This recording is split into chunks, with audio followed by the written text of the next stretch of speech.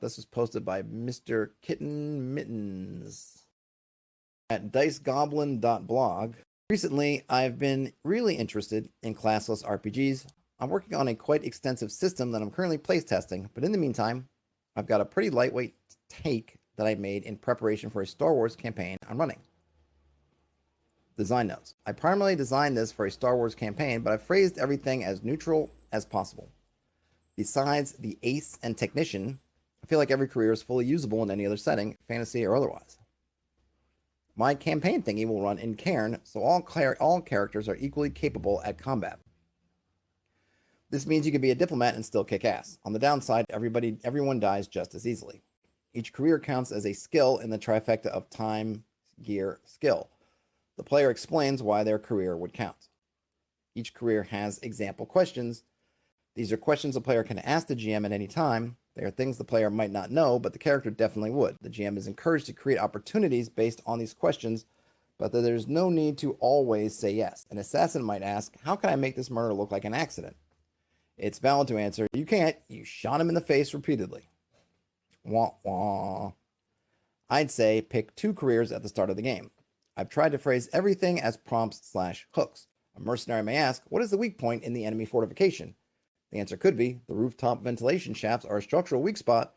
You reckon explosives would do the trick? This can start an effort to acquire explosives and get on the roof. The answer is not a magic solution to the problem. I hope they're asking that after casing the joint. And not you just walk up to the place and suddenly you know the secrets to the weakness of the Death Star. So here are the careers. Ace. You know how to pilot any vehicle in almost any situation. And then I guess these are some of those prompts. How do I ride this strange beast? What is the best way through this asteroid field? How do I bypass an enemy blockade? So you could easily just make Ace into, what would you call that? Captain, navigator, something. What would be someone else? Who's like a cowboy type? What would you call that? Herdsman? That doesn't sound very good. A cavalryman? I don't know. And here's the assassin. You are an expert at dealing death. What improvised weapons are available in this room? How can I make this murder look like an accident? What is the ideal position to take this long-range shot from? And then we have a bounty hunter. You are skilled at tracking and finding your targets. Which door did my target take? Where in the city is my target likely to hide? Who would my target go to for help? Some of these are interesting.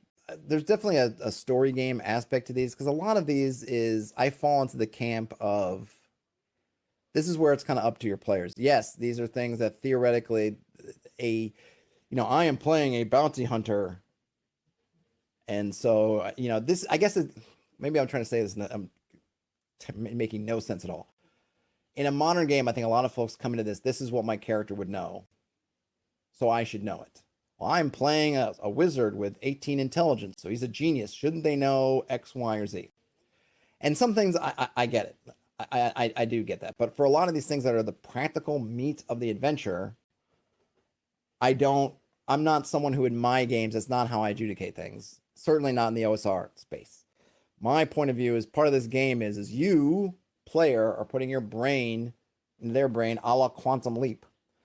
So if you remember in the kind of Quantum Leap shows, at least if my memory serves, when he quantum leapt into a body, he didn't gain all their stuff. He had to figure it out. I'm a country western singer, and I got to go out there and sing the tune. I got to scramble because I don't know exactly what I'm doing. I got to figure it out. And that's kind of how I place it. So for the assassin of, what is the ideal position to take this long-range shot from? If my player were to ask that to me something yesterday, which I think they did, like, do we know that these are, these look like orcs to us? And I'm like, I don't know. Do they look like orcs to you? What is the ideal position to take this long-range shot from? You tell me. Like, I don't know what you're looking for. And as a player, and I would think to myself, I think this is a good ideal position to take a long-range shot for. I don't know if a real assassin would. There are all those YouTube videos of real people who have experience with stuff, looking at how these same things are done in different media, like in mostly movies and TV shows. Real police interrogator looks at scenes of police interrogation in movies and fiction and reports back on how realistic they are. I don't know the story where we deal with it, But I feel like in a more of a story game and potentially in more of a kind of, depending on how you play games, these might come in handy. I don't know that I would want to rely on them so much in terms of my game, because I don't need. I think for me, there's this fine line where I feel that if I just wanted to run a simulation of what an assassin would do, I don't need any players. I can ask those questions and answer them myself. What's the ideal position for this long range shot? Okay, go to the top of the tower, take the shot. Like, what do I need at some point, what is the player doing if it's just about answering those kinds of questions? But I think it's a lot about the kind of game that I like to play and my experience of playing the game versus others. For some folks, this might be a real hand. And I could see maybe for me crafting this into things that aren't more background or more clue driven than maybe something which to me at least reads like I'm I'm starting to put their stuff in position rather than them figuring it out and having fun doing it themselves. Brian Smith says, these aren't classes? A very loose sense, Brian Smith. They call them careers. They didn't say classes. I don't think they mean classes as careers. I think they mean careers as in basically data banks filled with information. I say might build a character who's an assassin. Therefore, I have access to assassin's information and I can ask these kind of assassin questions. P. Giant says, the problem with giving options to players is that sometimes people can read them as these are the only things they can do and can be reluctant to think laterally about a problem. That's just me, though. Use anything in any method that works. Yeah, I mean, there's a lot of that. You could probably remove these, or you could call these samples. If I was going to do something like this, I would, like in Barbarians of Lemuria has a career system, which works kind of like classes, but it has a similar concept of when you're trying to do something, you make an argument, you make a statement like, okay, so I'm playing a sailor and as part of my sailing experience, I navigated the waters by the stars, whatever. So now I'm not sailing right now, I'm on land, but I still know the position of the stars. So can I find north? Can I find the North Star or the Dog Star or whatever it is and orient myself and get my positioning? And as a player, I say to the GM, I make that kind of argument. Well, look, granted, I'm not on a ship, but it's a clear sky that you've said before. I'm going to orient myself using the stars, as I know well from navigating the seas in the evening at night. Stay on course, and I'm going to orient myself that way. And the GM goes, okay, you're a sailor, and in something like Barbarians of Lemuria, you basically kind of have levels, or you have a numerical score. So I was sailor 2, so you might say, okay, roll, I forget what it is, if you roll multiple dice for each level, or that changes the target, or whatever. Okay, you roll some dice, or not, if you think it's easy. Okay, great, you're able to use your knowledge of navigation through being a sailor to solve the problem. And I think that's kind of where they're coming at here. They don't mean these in the mechanical sense of a class like your fighter, cleric, blah blah.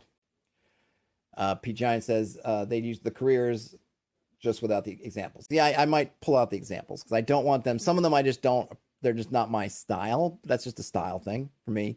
And then I do think there's probably a point to, by giving these questions, the players might just, you're the diplomat. And so they have these 3 questions and they're just going to think about, well, when can I ask these 3 questions? When as a GM really want is, no, you're a diplomat. Don't think in just terms of those things. Think about all the things that you may use your knowledge and skills as a diplomat.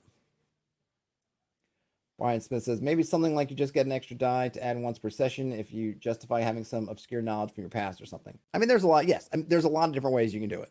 I don't mind giving them more stuff. I don't mind if you say, well, I was doing some kind of, I imagine using, which I keep wanting to do. I'm sure other people have done it, but I just want to do it for myself, is make some kind of traveler career system, kind of like before you were an adventurer, these are the things you did sort of thing, and roll on, have some kind of traveler type tables and things where all kinds of things can happen and you can gain some stuff. I don't have a problem with them being able to lean on it a lot if they want to. If the situation calls for it, I'm a diplomat and we're at the Duke's ball.